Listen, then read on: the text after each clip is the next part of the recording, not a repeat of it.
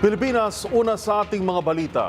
Iniimbestigahan na ng lokal na pamahalaan ang pagkasawi ng isang 10 taong gulang na pasyente ng dengue sa ospital ng Parañaque o Ospar 1. Sa panayam ng DZRH, sinabi ni Chief Nurse ng pagamutan na si Meda Calderon na nagkasana ng full investigation ang legal department sa aligasyon ng mishandling ng pamilya ng namatay. Tiniyak naman niyang makikipagtulungan ng ospital sa pagsisiyasat at nanindigan siyang ginawa nila ang lahat upang malunasan at maisalba ang pasyente.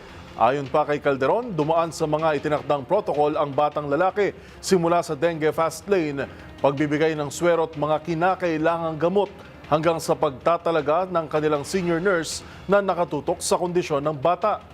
Ibinahagi ng chief nurse na 4 na araw na ring may lagnat ang bata bago dalhin sa kanilang ospital at biglang lumala ang kondisyon makalipas ang 2 araw. Kaya tinitignan nila ang posibleng medical history pa ng paslit.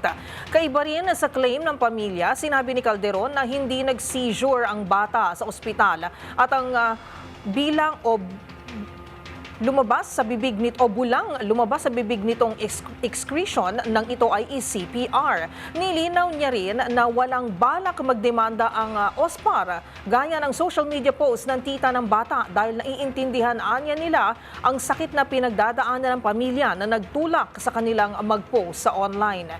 Kung sakali man anya nakasuhan sila ng mga naulila, nakahandang humarap sa korte ang ospital. Una rito nag-viral ang post ni Shai Makalalad ukol sa umunoy hindi maayos na paghawak ng Ospar 1 sa kondisyon ng pamangkin niyang si Cloud na nagresulta sa pagkamatay nito noong January 24.